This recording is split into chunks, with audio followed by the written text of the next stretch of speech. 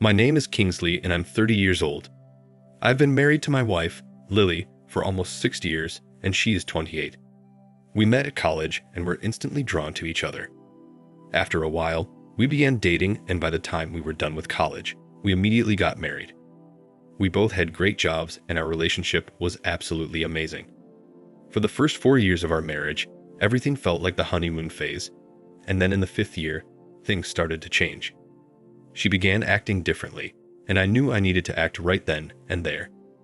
I suggested that we go to couples therapy or something to get our relationship back on track, but she declined it, saying that we didn't need therapy, that she just needed some time for herself. Being the gentleman that I am, I gently agreed to her request. Within that period of her needing time for herself, we didn't have intimacy because each time I tried to initiate one, she ended up declining. It always resulted in an argument to the extent that we both started sleeping in separate rooms. Things really started to come into full focus because that was when I started to hear more and more news of infidelity on my social media. So, I started having little doubts and I began thinking to myself that this can't be what's happening inside of my actual life. It was things like her laughing at her phone, walking away when she's taking phone calls, and going to a separate room when I walk into one room so she can finish her conversation with the person she's talking to. These are all attitudes and things that she wasn't doing prior to the time she told me she needed space for herself.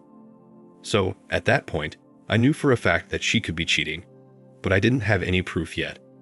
I would ask her who she was talking to, and she would just say it's her mother. It got to the point where she would stay late at work every single night, and I would call to see what was going on, but they would say she left hours ago.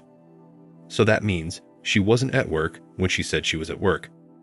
When I asked her about what was going on, she would just laugh it off and say that that's just something they do to each other at the office. She said that they do it all the time, and she has done it to some of her colleagues, just lying and saying that they left hours ago when they were actually there. I'm going to be honest with you, that's a horrible joke. I still did not believe that that was a real joke people would be doing with each other at work. There was one instance when she went out to get some milk at around 11:30 in the night. Surprisingly, she didn't come back until 2 in the morning.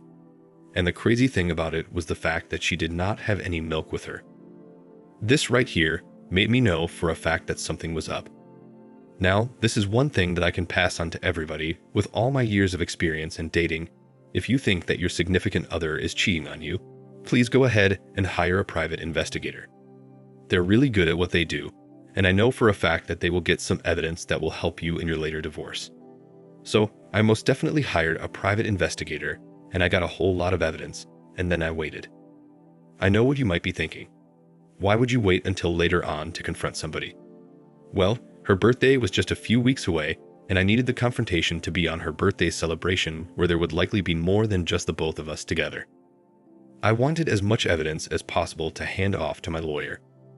I also needed time to make arrangements to find a new place to live, and I also wanted for no story to come back to me from anybody else outside of the situation to state that I was the person that did anything wrong. I wanted everyone to know who was at fault, just in case things got out of control.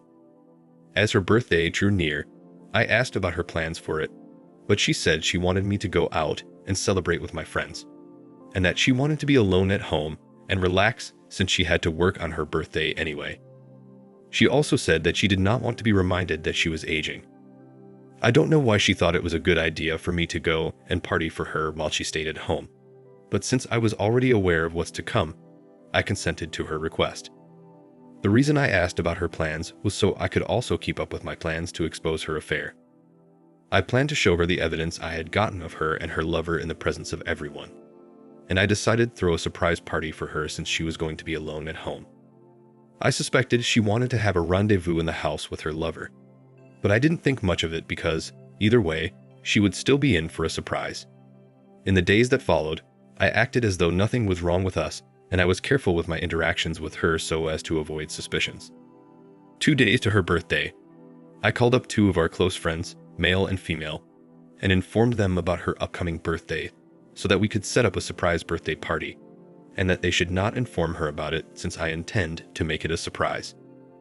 I also called her parents and her younger siblings and told them that I wanted to give her a surprise by sneaking into the house with party streamer, music, cameras, and a big cake with all the candles, and they all agreed. The day of her birthday arrived, and I told her I was going to head out into town to meet with someone, but I went to my friend's house to get everything organized as planned. After a few hours, I made sure everyone was present just right outside of our apartment. We all got up in the elevator and her mother was holding the cake. The whole time, I was trying to keep everything smooth, reminding everyone that they need to be as quiet as humanly possible. When we got to the front door, I put my key in and I slowly unlocked the door. We all snuck in together and made our way towards the bedroom.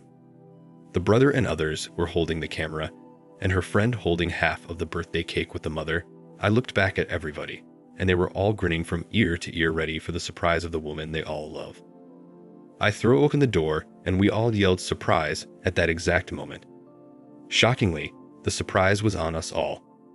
There was my wife, all laid out in the middle of the intimacy with her lover right there, staring at us wide-eyed in the middle of a thrust.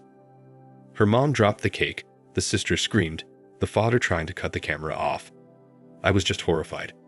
I was standing there speechless. I didn't know any of this was happening. Her friend was trying to push everybody out while yelling at her, saying how could she be this ungrateful and just wrong. My ex-wife started sobbing and screaming, and I was just looking at the lover who was desperately trying to put his pants on so he could get out of the whole situation. Needless to say, it was one of the best birthday presents I have ever given anybody. We got divorced shortly after all this, and since I had hired a private investigator and had evidence, and all of her family and our friends saw what happened, all the blames were directed to her. Now, her friend had gotten cheated on, and they had made a vow to never cheat on anybody together. She was a liar and a cheater, and because of the private investigation, I could prove that she was spending my money on things that were not for the relationship. She was spending it on her lover for some reason. I was able to get some compensation for all the things that she spent inside of our marriage. But at the end of the day, she still got half of my savings. Another big thing about this whole situation is that her parents looked at me as their son, like I was one of them. So because of what she did, they completely took her out of the will and made sure she was excommunicated from the family. Her younger brother had also gotten cheated on, so he took it personal because she was there to console him when he was cheated on. So now, everyone is looking at her as a hypocrite. I'm still mad I lost half of my savings though. I feel like I should have argued better in the divorce court, but at the same time, it is what it is. I'm just happy she's not in my life anymore. So yes, this is how it all happened. Thank you for watching. Like, comment, and subscribe if you enjoyed the video. Until next time, I'll see you again. Take care.